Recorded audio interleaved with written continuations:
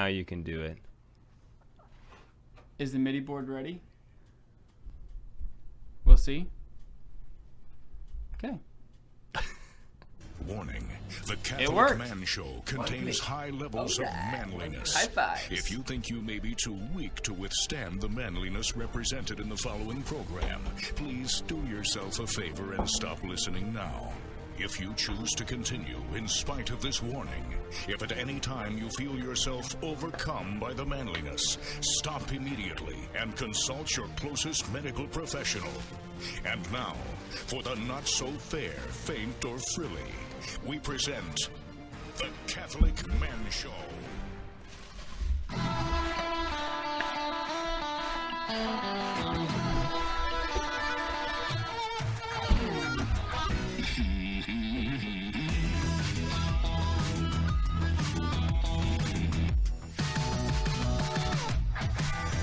And welcome to the Catholic Man Show. We are on the Lord's team, the winning side. So raise your glass. Adam Minahan here, sitting in studio with my best friend David Niles. Present. We have Juan Posada on the keys, and we have one of our favorite guests, Mr. Andrew Pudewa from IEW.com.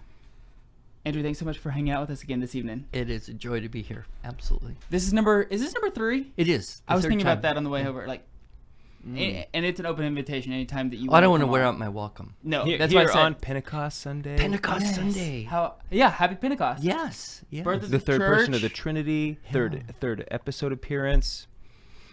Three guys all right, hanging guys, out. buckle in. You It's could gonna be run that crazy. for a long time. That threeness. Yeah. I give it a 3 out of 3. High five. High three. Three. Maybe the dumbest thing we've done. That could be really, yeah. I'm already pouring this. Good. I hope you Very don't good. mind. Yeah. One, I wish that you could have edited that out, but that's not the case because we are live. So if this is your first time tuning into the Catholic Man Show, welcome. We've actually received, Dave, I guess, maybe a 50% bump in listeners over the last time I checked the numbers. Yeah. To this time. Not So, sure why, but you know. Not sure, but so there's obviously new people tuning in, and we welcome you. I'm grateful for you tuning in. If this is your first time, we do 3 things every episode. We open, review, and enjoy a man beverage, which this evening will be a nice scotch. We highlight a man gear, and then we have a discussion. And we just try to have this atmosphere of guys hanging out outside by a campfire or around a dinner table having meaningful discussions. That's our goal. Is that okay with you? I think you're reaching your goal if more people are tuning in. Sans good campfire. news. Yeah, sans campfire this evening. Well, it's the fire in the spirits. Yeah. There it is. Yeah, with the Holy Spirit. Holy Spirit, Pentecost. The Holy Spirit. Yes. So this evening we're gonna have Spey Trutina, aged in bourbon casks. Do you think you said that right, Trutina? I don't know. You're more of the. It's got a little Yeah, accent or macron over the A. Over the A. I don't know if that means you would accent that syllable or not. Trutina. Trutina. Yeah, and it's we're talking about Gaelic pronunciations here, so remember they don't make sense. No, then I'd have no clue. Yeah. So this, like I said, it's a limit. Or I didn't say this. It's a limited release. 18,000 bottles were made. So the brand is Spey. Spey. Is yes. it a Speyside? It is I would expect something called Spey to be a Speyside. I believe so. It is single malt. So it's not a blend, but I do believe it's considered a Speyside. Yes, Speyside from Speyside's distillery. Spey. Spey. Yeah. Yes. So it's very similar to Highland scotches. Speyside and Highland carry very similar notes. But let's cheers and we'll discuss. We're on the Lord's team. The winning side. So raise your glass. While you guys are nosing and tasting, I'm getting maybe some wheat on the nose. Yes. I'll read the tasting notes and maybe it'll enhance your drinking experience. That's good. On the nose, it says chocolate cheesecake, candied orange, and fresh barley. The barley. I said wheat. You did. That's basically the same thing. There is a citrusiness. Yes. Yeah. On the palate, it says almonds, buttered bread, orchard blossoms. It's crisp and refreshing. I think the people who write this have to be very good with words. They're- yeah. Attaching words to things that aren't wordy. Yeah. So we just had, I was telling you about this guy, Thomas Baldonado. He's the hand-rolling cigar guy. Tomas. Yes, I'm sorry, Tomas. And he was telling us about, describing cigars. And he said, it's not so much that you can't taste it, but that you don't have the words to describe it. And that's really what someone who's good at giving tasting notes is, that they've got what you just said is the right words. So what was it on the palate? Say that again. Almonds, buttered bread, orchard blossoms, and it's crisp and refreshing. And then on the finish, it's a medium length with notes of sugared peels. Sugared peels. What kind of peels? Probably orange peels. Orange peels, yeah. That means, I don't think it's lemon peels. So No, it's orangey. a well-balanced single malt from Spey, released in the late 2016s, along with their first peated scotch as well. But it's matured in bourbon barrels. The name comes from a Latin way of expressing balance, and the whiskey certainly falls in a line with this idea. There's only a release of Spey is Latin for balance? Or Trutina. Oh. And like I said, there's a release of 18,000 bottles. So Trutina could be connected with truth. there you go. That would be a stretch. Oh, this isn't a dictionary, is it? Oh, it's a Latin grammar. Yeah, Oh. we need a Latin I think I have one. dictionary. I have one somewhere. have I one used to around have here. one back when I took Latin in high but school. we can believe the Yeah. notes, Yeah. the Yes. tasting notes. So it's a very light colored for scotch. It's Yeah. very light colored. Yeah. It's almost It like reminds me of Ardbeg's color. yes. Yeah. Maybe it's not quite as light as Ardbeg, but it's very, very close. What are your thoughts? Do you enjoy it? I do. Yeah, I can catch the buttery. I got the buttery, almondy. Yeah, the buttery is, when I put it in my mouth, that's one of the first tastes I get. Is that nice, rich butter. Very smooth. Been eating a lot of butter lately too, so Have you? it's like, He's keto dieting. Oh, I'm on the keto diet. is that working for you? Yeah, really Sometimes good. too well. Yeah, I mean, I don't know. But your energy's good. Yeah, Yeah. totally. Yeah, so I basically like one of the things I do is these keto coffee bombs. You take some coffee, put a tablespoon of butter in it, and a tablespoon of coconut oil. Right. It's delicious. Yeah, that's the bulletproof coffee Yeah, stuff. bulletproof Yeah. coffee. Yeah. Yeah. Yeah, I've got some friends been doing that for a while. And yeah. it's like, diet, no diet. This is the right way to drink coffee right here. And Starbucks just doesn't have it. No. yet. And it's like, what else can we put butter in? I don't. The answer is everything. Well, it's like I was just thinking, what about scotch? It's like, maybe not yet. I have heard of hot buttered rum, Oh yeah, right? yeah. have. I've had a hot buttered rum. Yeah, so you can mix some butter. I mean, you could try it with scotch. Maybe you'd discover something awesome that nobody ever thought of before. Andrew, you Yeah, were just telling yes. us right before the show that you've been traveling quite a bit doing conferences for IEW, correct? Yeah, we this is conference season on the homeschool circuit. So 2 weeks ago I was in Florida, and then I came home, and then I was in Winston-Salem, North Carolina, and I came home, and then I was in Virginia, and I'm home for a couple days. I'm in Ontario, California. So it's just one after another, and it's great. The homeschool movement is just exploding. Yeah. More and more people are just having to bail out of the public system for one reason or another. They just can't handle it anymore, and so they're looking for a better way. Yeah. And so it's exciting. And one of the things that's happened in the last 10 years or so in the homeschool world, it's become, I think, much more ecumenical in that a lot of the groups were primarily Protestant groups, fundamentalist Protestant, and Catholics didn't always feel welcome. But now we see, Catholics, Orthodox, Protestants, sharing the conversation. We have so much more in common now, and that's a great thing for me In the homeschooling group. homeschooling world, and particularly in the world of classical education. Well, I was going to That's ask where if they really come together. it seems to me, just by how often I hear people bring up classical education, that it's becoming a lot more popular. Yeah. Like there's people now. I think it was something that people weren't even aware of. That what do you mean a classical what is that? And now it's on the radar of all these people, and so it's becoming more popular. Is that right? Homeschools, of course, the the kind of Reformed Christian schools kind of got it going first, I guess. But the Catholic schools are starting now to want to reclaim their tradition, because they're looking at it saying, if we're just a public school warmed over with, a Catholic name, What are we doing here? who's going to pay for that? Right. Who's going Right. to go out of the way? Yeah. And sadly, in the last 20 years, over 1,200 Catholic schools in the U.S. have closed.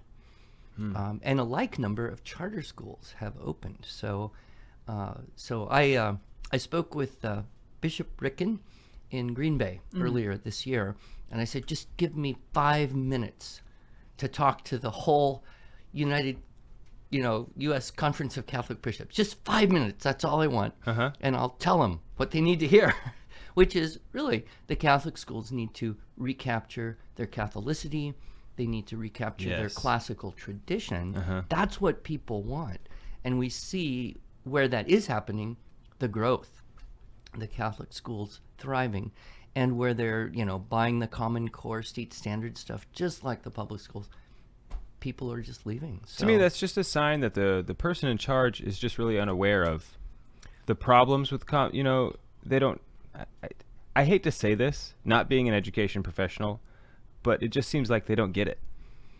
Well, I'm sure all bishops are very busy, Yeah. but you would think attending to the schools.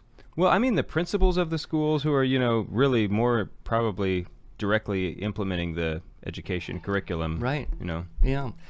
And the other thing that's happening with homeschool conferences is you'll find people drinking whiskey and smoking cigars. That never happened 20 years ago. We're here with Andrew Pudewa. This is the Catholic Man Show. We'll be right back.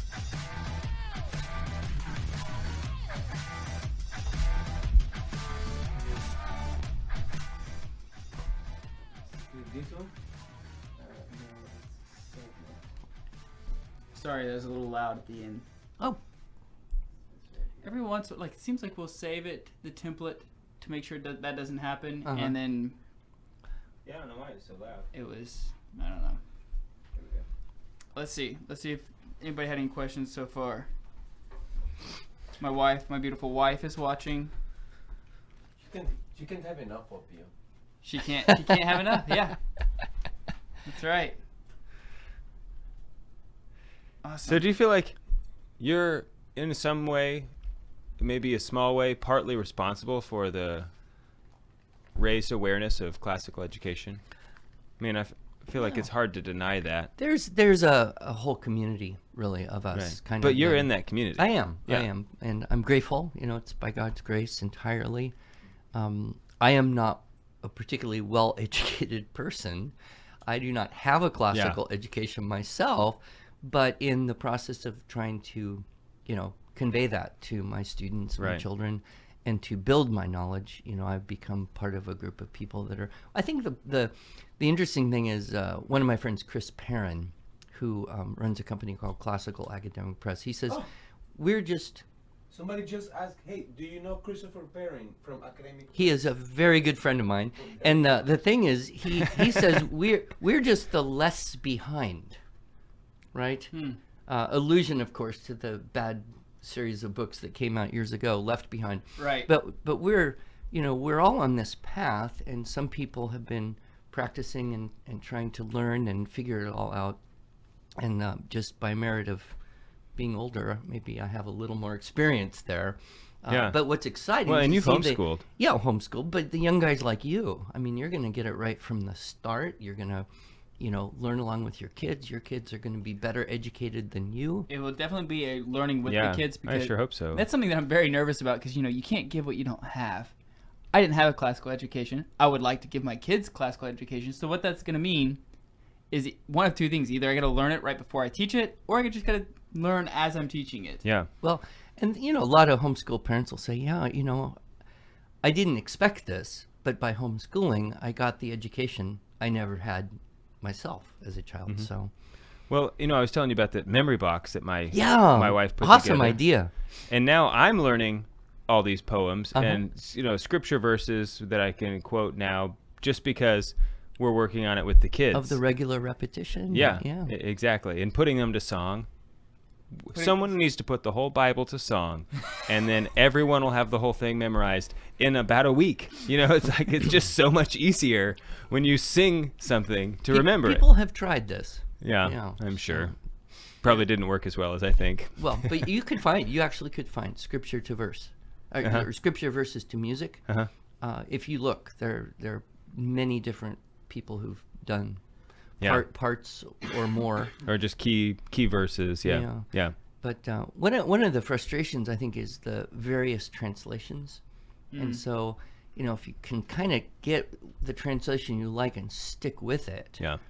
But when you kind of mix it up, it's like, well, that's not the way I learned it, and there's a little confusion sometimes for kids. So that's one thing I recommend is, find the translation you like and just stick with it. And that's what you memorize, that's what you always read. And then you're going to be rebuilding, building those patterns in the best possible way. Right. Okay. And well, sometimes, just with regard to that, I might actually pick one translation for this Bible verse, and I might pick a different translation. I mean, just because, like, especially with the angels coming to Mary, and like the NAB says highly favored one or something. Instead of full of grace. Full of grace. Yeah, it's like, you guys idiots? Like, it's supposed to be a Catholic translation. Highly favored one. We're all highly favored, okay? Mary's full of grace. There's a difference there. Right. Anyway, let's keep going. Yeah, let's keep going. This is a good segue, though, to a Latin to English Sure. Dictionary. about translations. Yeah. Yeah. Too bad we weren't recording. It's okay. Well, people heard it, right? Yeah, people heard it on Facebook people Facebook, did. Yeah. The Facebook people are highly favored. And they probably know that. Yeah.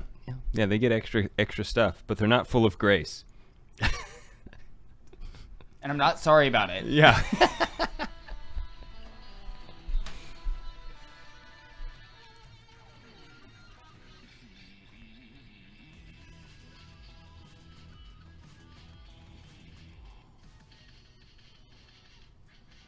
Welcome back to the Catholic Man Show.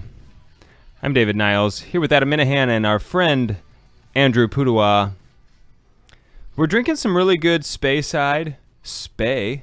Mm-hmm. You know what? I really like this. This is a really good. Highlands aren't my thing, but I really like this. Would you consider this balanced? I would. I would say it's balanced. I'm it's intriguing though that it's aged in bourbon casks, which normally when that happens, you get the woody to tannin taste in the Scotch, and I don't pick that up as much. Do you? No, I would think smoky is not a word I would use with this one. No. And I just thought the strangest thing. I have absolutely no idea if there's any connection, but we were talking about the name here being connected somehow linguistically with truth. And of course, in Latin, the word spes means faith. So spes, and spes, is it possible? There's, who knows? Sometimes, especially on Pentecost Sunday, the Lord really organizes and brings some things together. I mean, but literally, we're here today. The man gear today is a English to Latin dictionary. Latin to English. Yeah, you've got that. Dictionary. And a Latin grammar book. And here we are drinking a whiskey that just so happens to be given a Latin name.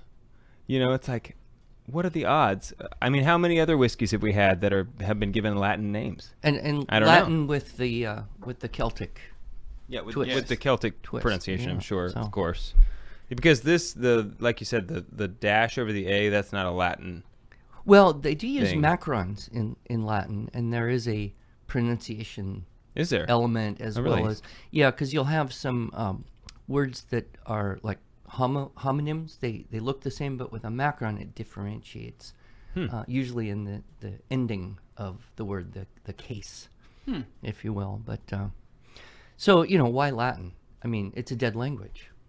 Right. That's what Dave and I and Juan all went to the Latin Rite Mass this morning. Oh, awesome. So, and every time when you talk to somebody about the Latin Mass who doesn't go to the Latin Mass, why are you guys doing that? Yeah, Why are you going to would the you Latin do Mass? You can't understand, you don't speak Latin. Latin's a dead language. Why are you going? Yeah. It's always an interesting... So why did you go?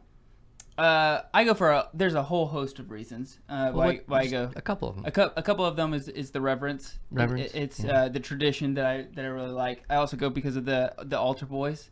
Because my boy, I have boys, and they zero in focus on the altar boys. They do. Because every altar boy has a specific role that they play, or not play, but they help celebrate through the Mass. Yeah. And my boys are very keen on that. And in the Latin Mass, the altar boys have to say the Confiteor, right? Right. So they have to know some Latin to do that job. Yeah. Yeah, and I think I just really like the beauty of the liturgy in general. Even if it was the whole thing celebrated in English, I just think that it would just be a beautiful, it's one that's very intentional about everything that's done. Yeah. Not that the Novus Ordo isn't beautiful. It can't, certainly can be celebrated very beautifully. It's not always done that way, but... Well, and it's very old. I mean, very old. The Tridentine Latin Mass hasn't changed for a very long time, so it's stable. But one thing, you guys know John Senior, of course, Restoration of Christian Culture.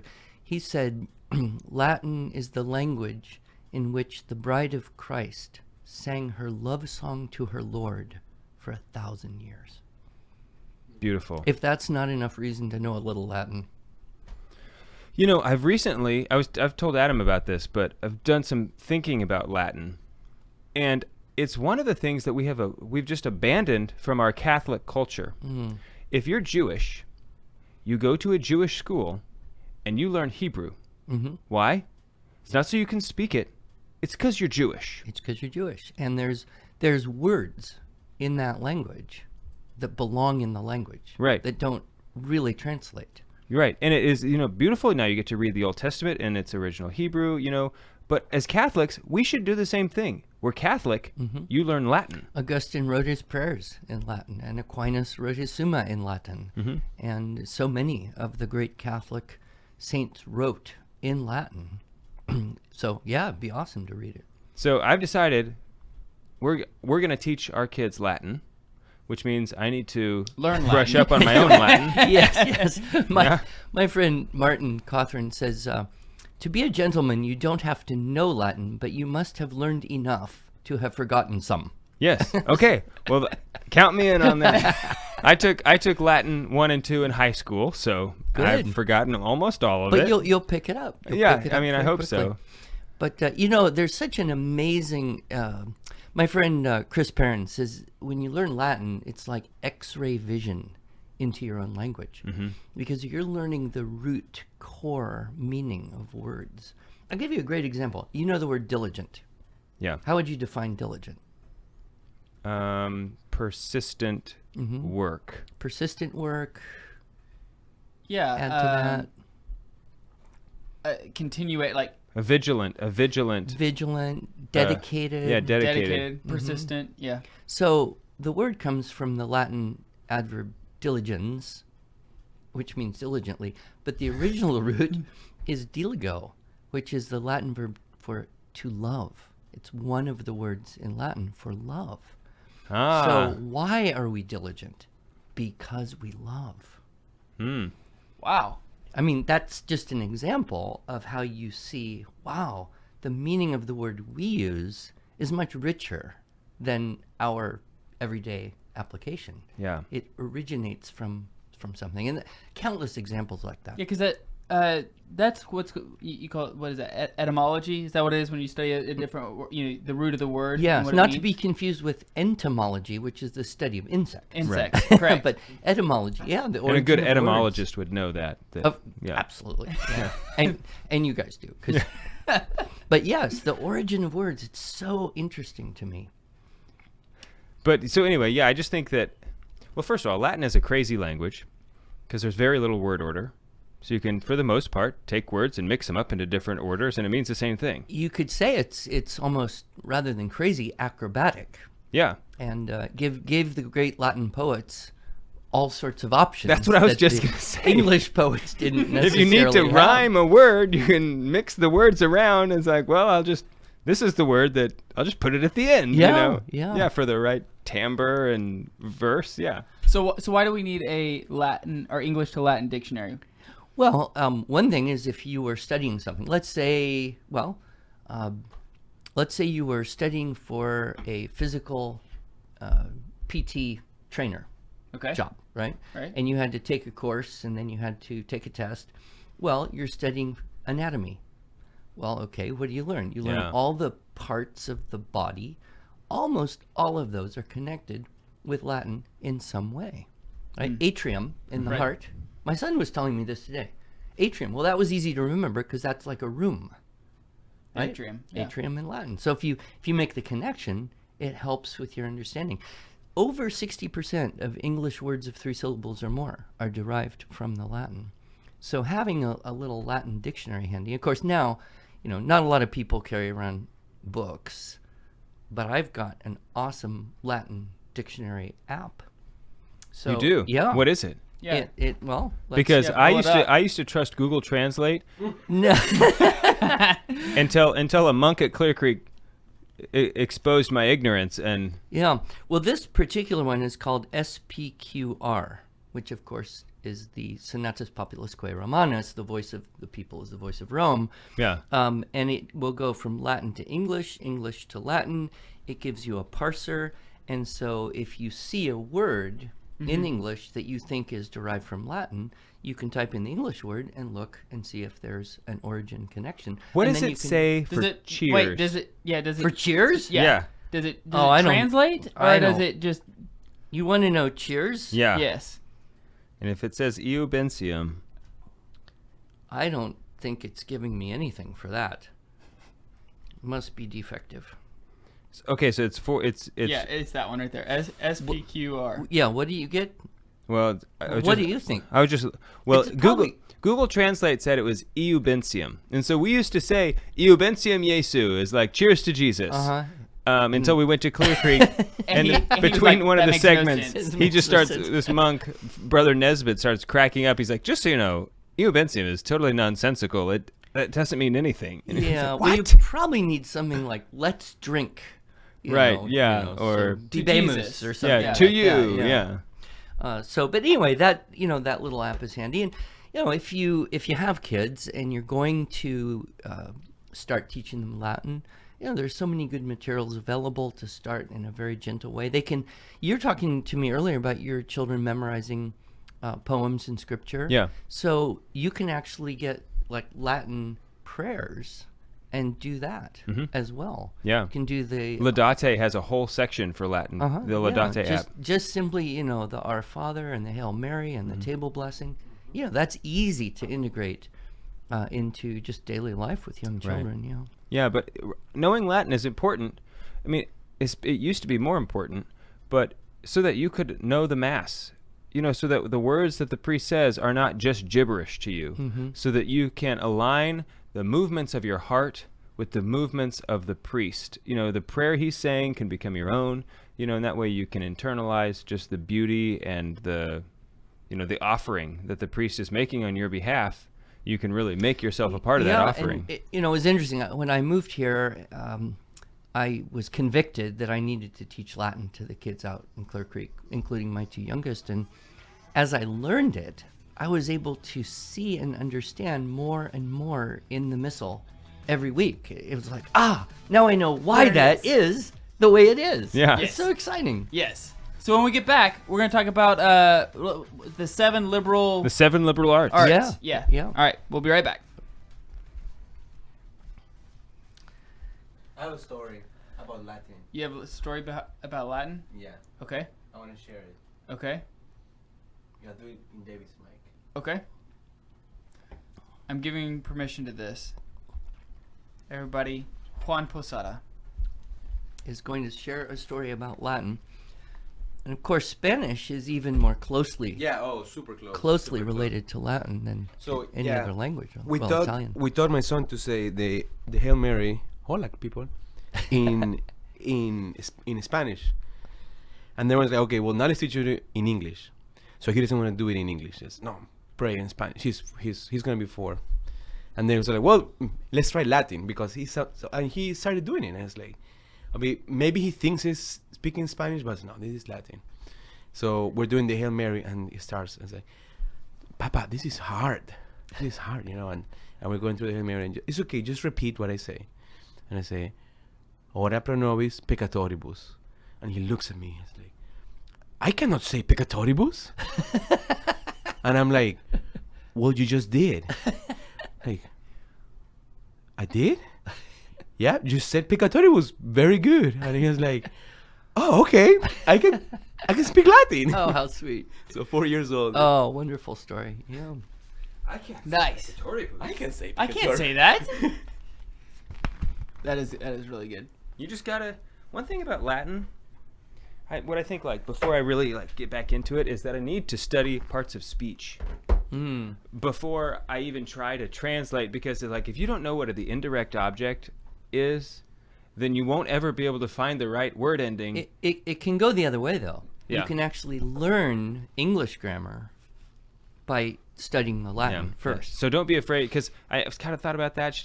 Will I just pick it up?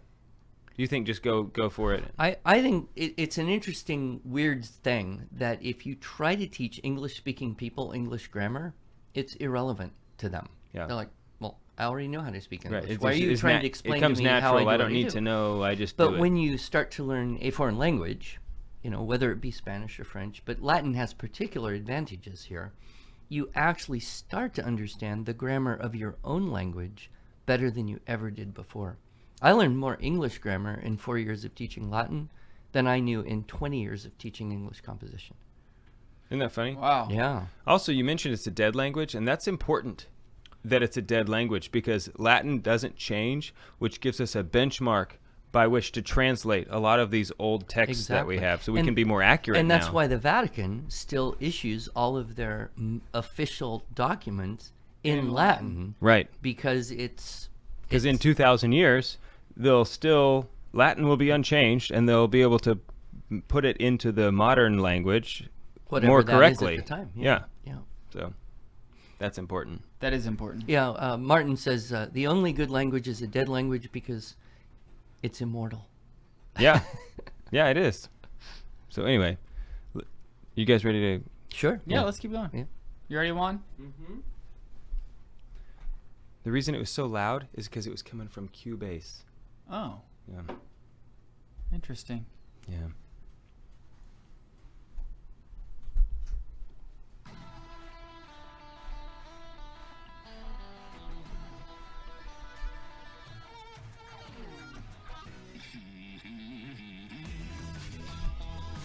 Welcome back to the Catholic Man Show.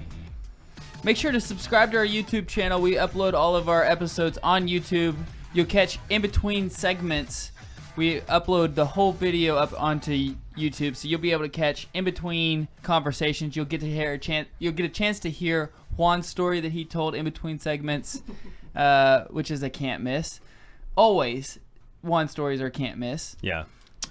So be sure to subscribe to our YouTube channel. Also, if you enjoy the Catholic Man Show and are enjoying us having guests in studio, we would really appreciate your support. Even $4 a month goes a long way, because if everybody was donating $4 a month to the Catholic Man Show, we'd be able to continue doing.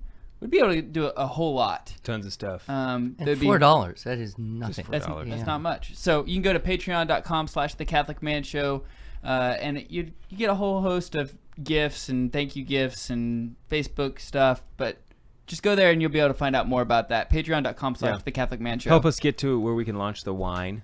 Yes, we're really close to watching. We have our own wine. Really? It's well, it's not yet, but I mean, it's been made. Our blend has been made. Mhm. It's a red blend aged in. Better be red. In a red blend aged in Buffalo Trace bourbon barrels. Oh. So I want to get on the list. Yeah. So you I'm really excited about it. You can also do what Matthew Siri has done, a good friend of ours that we met at the E6 Men's Conference when we were there. He went and he gives $25 a month is the friend tier, so the highest tier that we have. So thank you, Matthew. Okay, let's jump into the topic. Okay, so we're talking today about the 7 liberal arts. I must confess, Andrew, that you're going to have to tell me what they are. Well, it's a hilarious thing when you start talking to random people about liberal arts. Like, no, I'm a conservative. Okay. Well, most people have no idea what you mean. You know, the average person on the street would think something like, "Oh, it must be a Obama appreciation class, or Right. you know, something, or a Bernie Sanders, you know." Yeah, lesbian dance appreciation But- or something. Even the people who think they know what liberal arts mean, they think, "Oh, that's that stuff you study, like English and philosophy and history. You can't get a job with it."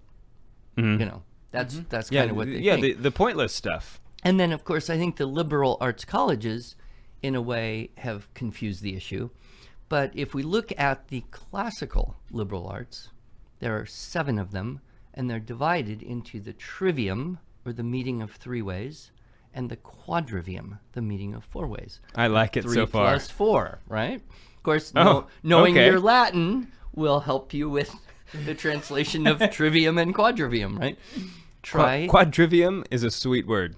Yeah, it sounds good, doesn't it? Yeah. And these go way back. I mean, these are pre-Christian era things. The Greeks started to formulate these. And so they're divided in these 2 groups. The trivium consists of grammar, logic, and rhetoric. And the quadrivium consists of arithmetic, geometry, music, and astronomy. So essentially, the trivium is the qualitative or the language-based arts, and then the quadrivium is the mathematical or quantitative-based arts. And astronomy, is that science? Well, you know, it's very interesting, the relationship between those things. So everyone knows arithmetic. That's Yeah. number. You right? that's something you do need. Yeah, so most... Although I've gone a long time without using the Pythagorean theorem. Like, that's one of my longest streaks. But then is that arithmetic or geometry? Because they could be slightly different. Then. Oh, yeah, that's true. But here's the logic here. So arithmetic is the study of number, right? Okay. Geometry is the study of shape. And the most important geometry book ever written by Euclid, the Elements, has no numbers in it. What? It's got no numbers. It's geometry purely based on shape and ratios and So understanding. is he the of one all who came up with sine and cosine? that. I'm not totally sure, but Is he Greek? yes. Okay. Yeah, Euclid. Yeah, and totally. Pythagoras, he was Greek, obviously. Yeah, those guys are But- totally Greek. But Yeah. so You can smell the olives in their name. so then music is the study, or harmonics, you might one of my friends, Andrew Kern, likes the term harmonics rather than music, but that's the study of number in motion, and then astronomy is the study of shape in motion, and so that's the Interesting. relationship Okay. between those. So astronomy is not stars. well, it's I mean, it is stars, but it's not just stars. It's kind of like this. It could have been Pythagoras, it could have been someone else, but they noted that different blacksmiths' hammers would give different pitches based on the size of the hammer. And this came to the study of vibration and number and pitch. So one of the very cool things, and I don't know if you know this about me, but my first career was violin teacher. I did not know Yeah, this. so before I got into No? this weird business of running around teaching writing seminars, I was a full-time Suzuki violin and Kindermusik teacher. No kidding. So one of the coolest things about music, you know, it's mathematical because you've got rhythm, right? Whole notes, half notes, Yeah. Right. double dotted 64th notes, right? It's all mathematical. Right. And the intervals, we even use numbers. So you have a minor third, a major third, a perfect fourth, perfect fifth. Yeah. But the pitches themselves are mathematical. So have you ever been to an orchestra concert? I have one. Well, okay. Yeah. So One. usually, if you go to an orchestra concert, usually the concert master, concert mistress comes out. They point to the oboe, and the oboe plays a note, something like that, right? Yeah. And then the violins start tuning to that note, and then the cellos start tuning. Well, that note in the West is generally A440. The number means the number of vibrations per second that is creating that note. Now, here's what's awesome. Exactly 1 octave above A440 would be A880. Exactly 1 octave below A440 would be A220. Exactly 1 octave below that would be A110, 111. Or 110, right? yeah. And so the octaves themselves I was zoned out. That's 111. Okay, he's 111. just That's just one off. transfixed by the awesomeness off. of this. I think that if you did play 111, many people could not hear the difference. Right. Probably no. one Probably could. not. So the very vibrations themselves are mathematical. So that's one of the interesting things. So when you hear something that's harmonic, you go to the cathedral and you hear this magnificent organ playing with all these harmonies happening simultaneously. These are mathematical ratios. Yes, because They're their proportions. wavelengths are equally divisible by each other. Yes, yes. So then when they started looking at the stars, they said, well, these are mathematical too. That's where we get that whole idea that there's music of the spheres. You've heard that term. Uh-huh. Music of the spheres. That these vibrations are mystical. They're cosmology. And so this whole study is something that the ancient people, had time to do. We're very practical. We learn math so we can do STEM subjects, so we can have technology, so we can become rich and comfortable. But the ancients were studying the quadrivium because of the beauty of the relationships. Think about how much better you would study it if that's how much more diligently you would study if you're doing it for because of the beauty. You just reminded me of another Latin word. So you know the word study and Yes. studio. So in Latin, studio means zeal. Zeal. You're supposed to have zeal. Here's another word one. School comes from the Greek schola, meaning leisure. So you have zeal in leisure. You study in school. I don't think most kids today, or we... I did not connect that. No, we wouldn't. But I'm going to go to school for just some nice relaxation, some nice leisure. But it was leisure because, see, this gets us back to the idea of liberal arts. So why do we use the word liberal? Well, it's been hijacked by progressives. Yeah. But it really is connected with what other words? Liberty, library, right? Liber, bark, book, right? Why? Because there were different classifications of arts. There were the arts of service, the servile arts, right? Arts of service. There were practical arts, things like blacksmithing and medicine. And then there were the liberal arts. Those were the arts that free men and women would study so that they would retain their intellectual and hopefully spiritual and physical freedom. So one reason we want to be well educated and study the liberal arts and become better and better at doing them is so that we are educated and free. Thomas Jefferson said, a people who hopes to be uneducated and free is hoping for something that never has been and never will be. So that liberal, has a much greater meaning. Yeah, because that person is doomed to be a servant. Well, and there's nothing someone. wrong with the arts of service, right? No. But the idea of being educated means you can be self-governing, right? And if you're self-governing, then you don't need people to tell you what to do all the time. Which is sort of like the virtuous life. The man who has virtue can also now be self-governing because he has disciplined himself, and so it's sort of like the virtue of the mind almost. Right, and one of my friends, Andrew Kern, he will often define classical education as the cultivation of wisdom and virtue by nourishing the soul on the good, the true, and the beautiful, and practicing the liberal arts, he calls them the liberating arts. Yeah. And back to your definition about education, forming the appetites to desire the true, the good, and the beautiful. If you are educated in that way, how much easier would it be to grow in virtue if your appetites have already been formed to desire that which is virtuous? What an advantage you would have in life. What a huge advantage your kids are going to have. I sure hope so. I'm going to ruin it. Oh, I'm confident. You guys are awesome. Okay, we're here with Andrew Pudewa. Go check out IEW.com. That is Andrew Pudewa's... Well, what do you call it, Andrew? It's our company's Your website. company, your whole company. Our Okay. company is Institute for Excellence in Writing, IEW.com. Okay. We'll be right back.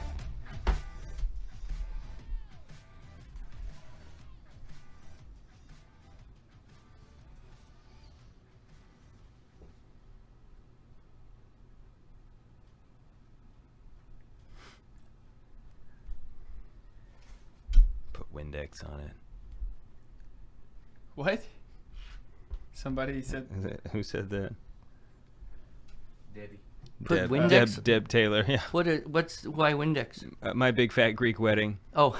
The guy. Oh, yes, I He's remember always that. putting Windex on Excellent. everything. Yeah. I feel like that's how a lot of housewives and like moms are today with vinegar. My mom's kind of that way. She thinks Yeah. you can use vinegar for anything. But you know what? I'm slowly out you can't. I know. discovering I'm becoming. I'm a- doing that too. Oh, just spray some vinegar on it. It'll be fine. And what vinegar won't do, salt will do. Yeah. Ah. You can get like mud and grease out of a rug. Just pour salt on it, wait for a while. Mm-hmm. It absorbs. Yeah. You know. That and a magic eraser. That thing really is So magic. what is going on with magic erasers? I have no. It's like sandpaper. That's the way it works. It just it takes it off. You ever use a magic eraser? I Andrew? don't even know what you're talking about. I've never Okay. had or heard of one. Oh my gosh. As a young dad, magic erasers are big time because, especially with boys, because if you have boys or girls, I mean, I guess or girls, that you having drawing all over Both the sexes walls. will take a crayon So to if the they draw on the walls, Yes, you take this little this magic eraser, dude. uh-huh. and you just rub it on. Now you gotta be careful because if you have flat paint like in this room right here, it'll take it'll Just take the paint right off. Take Oh, the paint right okay. off. But this magic eraser is like you have Sharpie on tile. It feels like kind of a styrofoamy sponge. Wow. and It looks just like a takes weird things sponge. off, like things that you would not expect. It's like Stains on your pots and pans that you scrub and seem permanent. No, magic eraser. nah. Put a little vinegar on a magic eraser. It's impressive. I don't know what they're made out of, but it's Salt impressive. and vinegar, and it becomes man. edible. Yeah. Yeah. Well, the way it works, it is like sandpaper. So it kind of dissolves away, like as you use. Okay. It's because it goes away. So you have to get new ones every Mhm. now and then. Yeah. Totally worth it. You don't even I'll have to realize. check it out. Yeah. Because I Uh, do have grandchildren who will come yes. and write on the walls. Exactly. In Latin? Is it at least in Latin? I'm sure there would be a Latin translation for it. Not sure I would come up with a good one on the spot, but What would you? So at the last segment, what do we want to make sure we hit on? well, I think we should talk about the trivium, grammar, logic, Right. and rhetoric. Which is one of the reasons why I want to. One of the main reasons why I want to homeschool my kids because that's not taught in school. Yeah, they're not going to get logic or Right. rhetoric. Yeah. And that's something that I realized that I really missed out on as a kid. Mm-hmm. 'Cause I was never trained in it. So And- I'm playing big time and catch debate up. how to form arguments. Adam and I, Yes. once our kids get older, Uh-huh. Adam and I are going to schedule debates between our families. Yeah. So that'll be he and I excellent. will debate each other in front of the kids, and then they'll have to do Oh. something. Well, that's good. And then if you want to, there's actually an awesome organization called the National Christian NCF, National Christian Forensics and Communication Association. And they have regional leagues, and kids can actually join teams. There's a club in Tulsa here, and then they can compete with other teams of homeschool kids all over the country. Very cool. It's one of the most awesome things you can ever see because the kids are dressed to the T, standing up, speaking articulately, intelligent, asking good questions, trying to. What style of debate do they have? They do policy debate. I mean, is it Lincoln Douglas or cross-examination? Well, policy is 2-on-2, and it's usually a resolution. Like this year's policy resolution debate was that the United States should significantly reform its policy on international terrorism. In the past, it's been things like NATO, Just light topics. or Yeah. malpractice insurance law. And then values debate is usually one-on-one, and it's like a Lincoln Douglas. Okay. So for the policy, do the kids like put the pin in their mouth and try to talk real fast? Do they see them doing that? Actually, the homeschool debate leagues stress clear communication. Okay. They stress being able to persuade judges who are just average people who don't necessarily know anything about debate theory or practice. And so it's different than if you had any experience with like public high school debate or Yeah. college debate. They had this thing called cross-examination, and it was just about piling out as much information. You had like 3 minutes. How fast can you talk? Right, yeah, and the homeschool debate world is much, much better. And then of course there's speech, and that in itself is good. There's limited prep speech like impromptu or apologetics. There's platform speeches, persuasive.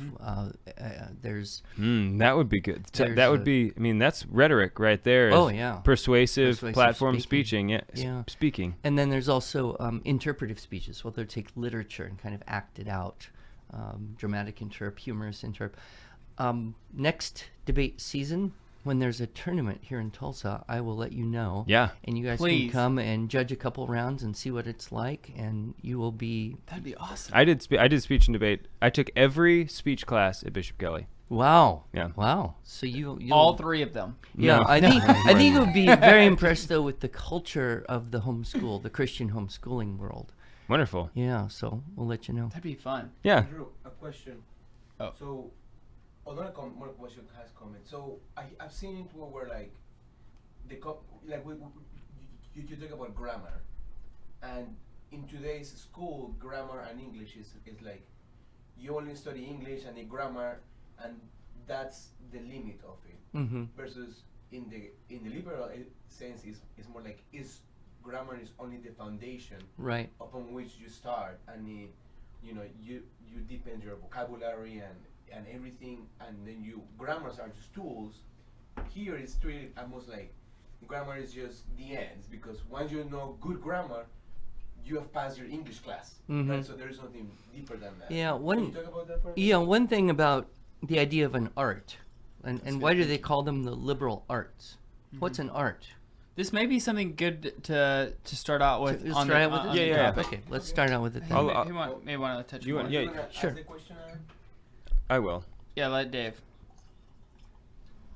Okay. Yeah, I think that'd be a good way to get back into the topic. Yeah. Yeah, because I want to actually. I did want you to talk about that.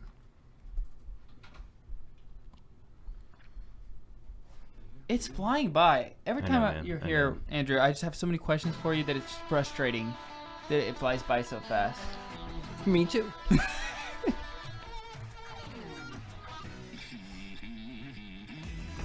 Welcome back to the Catholic Man Show. I'm David Niles here with Adam Minahan and Andrew Pudewa. Owner, president, director of IEW? Founder. Yeah, any of those. Grand Poobah. Grand Pudewa. Ooh, Nice. I like it. I don't, but You need a new name tag, sir. Maybe. Okay. He said, I don't. I know some of your underlings. I will have them get on that. That could be crisis, but People who may or may not have access to your official logo, whatever that may be. okay. You know. We'll see what happens.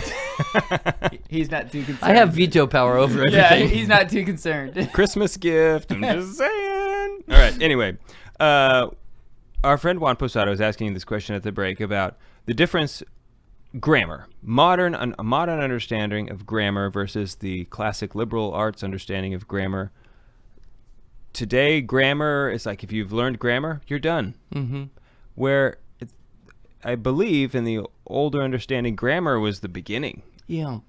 Well, it goes back actually to the word arts. We say liberal arts. Okay. And so, as opposed to science, so arts and science. And of course, there's integration there, but arts comes from artes, which means something you do.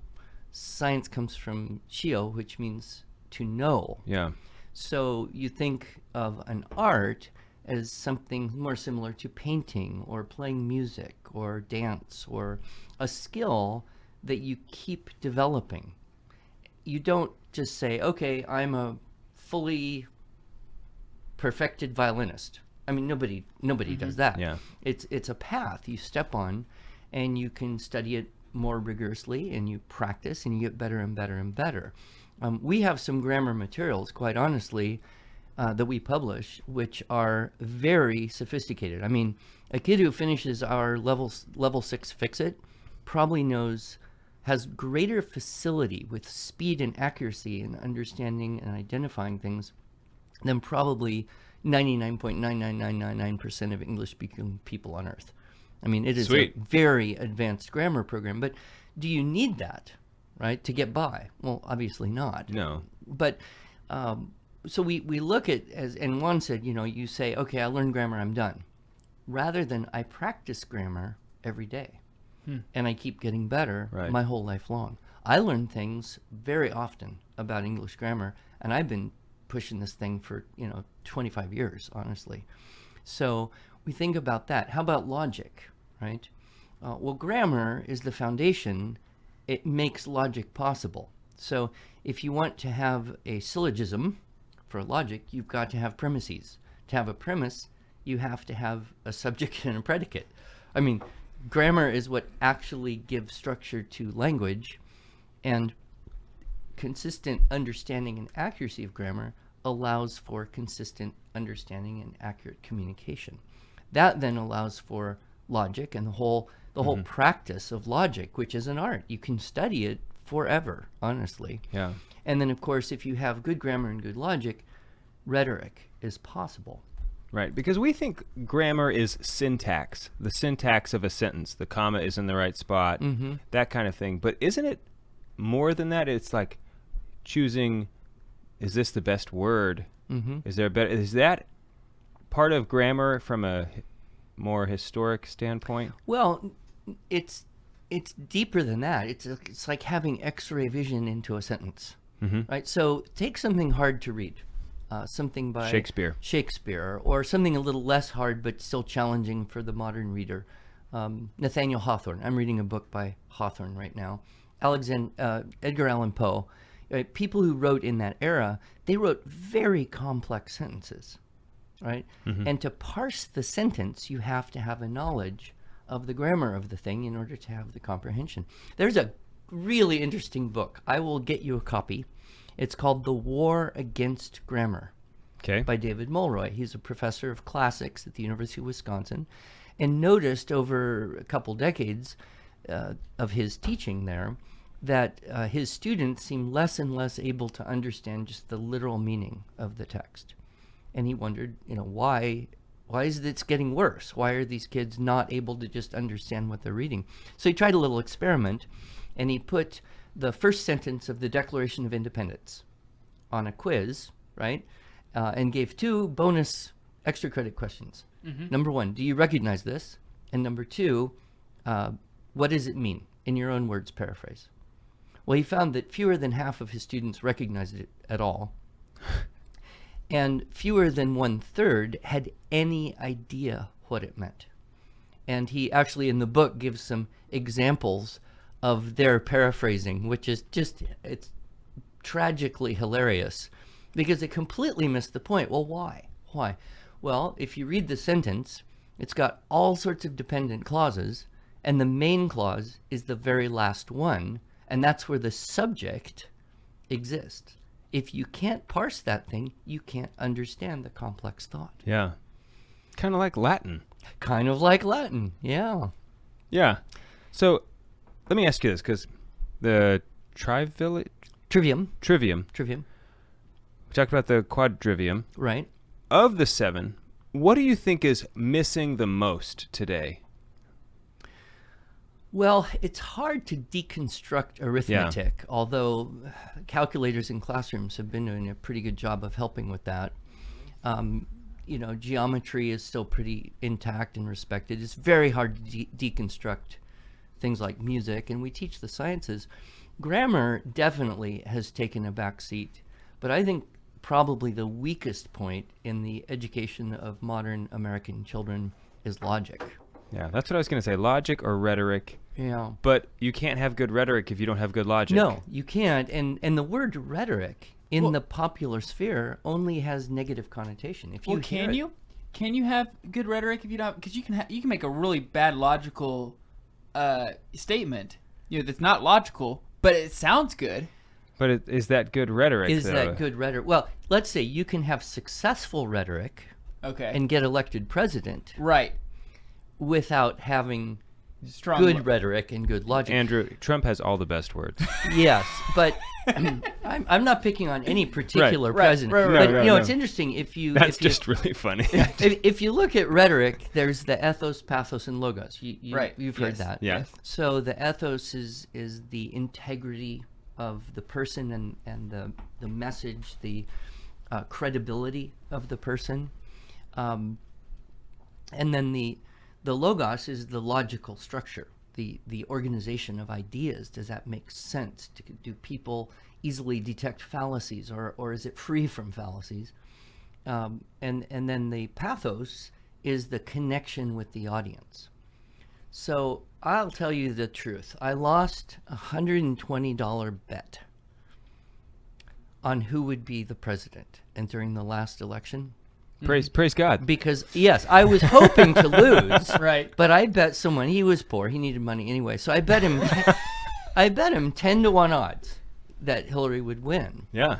And when Trump won, I said, "How did you know?" He goes, "Well, don't bet against Plato, because there's an understanding there." So you think about who's been president. Go all the way back to Clinton, right? It's the pathos. I feel your pain, right? And go back to Obama, hope and change, right? And that's what Trump had, was this pathos. Let's make America great again. Yeah. He didn't have much of a plan. Well, and also Hillary had almost none of that. No, and they both lacked the ethos, so that was a push. I mean, she had this really hardcore kind of logical, intellectual, didn't connect Sterile, with people. Kind of like yeah. Romney, he was just very intellectual, but he didn't grab people's heartstrings in a way. But when those things are in perfect balance, right? The ethos, the pathos, the logos, the giver of the message, the content of the message, and the audience, and how it hits the audience, that's when excellent rhetoric happens. Mm-hmm.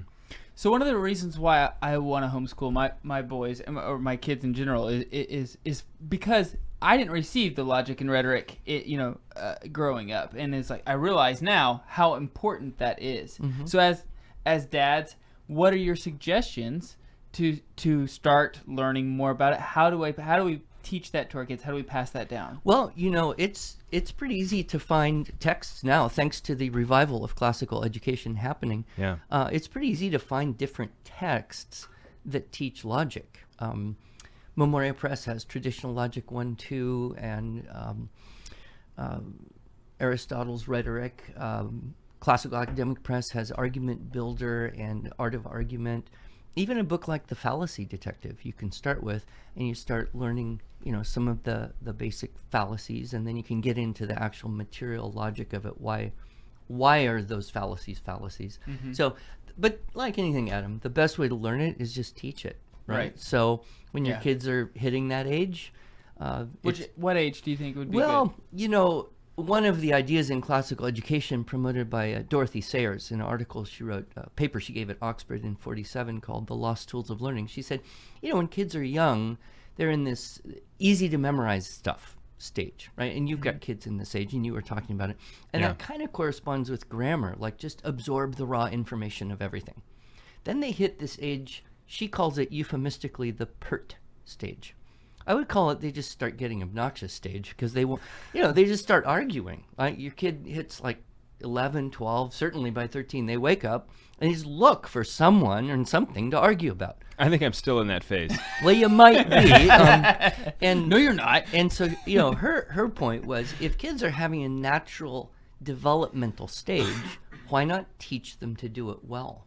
And that seems to be a sweet spot for teaching logic to kids, is that kind of middle school age level. And then they move past that into rhetoric and poetry and persuasive expression. And whatever you do, just read good books to your kids. That's the best foundation you can ever give. Yeah. And you could do a whole podcast just on that. Yeah. We'll have you back and we'll do that. Oh, I'd love to. It's always a lot of fun to be with you guys. Thanks All right, so much, Andrew. Andrew. Yeah, thanks for being here. Thanks for listening, guys. We're on the Lord's team. The winning side. So raise your glass. All right. And cheers to Jesus.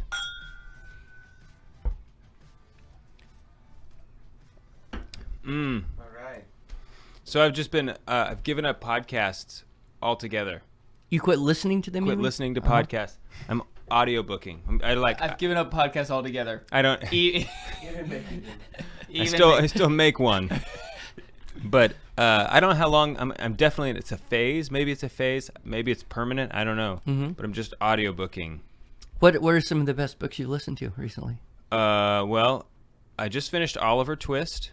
Wow. Which was really, really good. I'm only doing the unabridged versions of things if possible. Yeah, that's wise. Charles Dickens is just really, really good. Like man, what an eloquent guy. Yeah, anything by Dickens just kind of blows your mind. Like, how does he do Yeah, that? and I did David Copperfield right before that. I listened to The Little Mermaid. Hans Christian Andersen? Yeah. And it makes me pissed at Disney. You know, like, That's what he was saying. I have last been time. pissed at Disney for a long time. Suck. But it's such a sacramental story. yeah, because she wanted an immortal soul. Soul, That's yes. why she became human. Exactly. It's like, yeah, the prince was great, but she wanted an immortal soul. And the only way she could do it was through that sacrament of joining hers to a human who had one. right. You know, if Disney could have made that movie. Yeah, I mean, it's a deeply Christian tale. Yeah. When we stop the recording and then we do a quick for the Patreons? You can stop it and start it if you want. Yeah. Just go ahead and stop and start it. But so I listened. I stopped the stream too. Yeah, we can stop. Yeah. Stop the stream and One, I empower you to make choices, make decisions. So then Bye, Facebook. I also I listened to Arabian Nights, 1,000 Nights and a Night. Oh yeah, you texted me about that. You got to be careful with that one. Yep, you do. Okay. So I'm going through John Senior's list. As you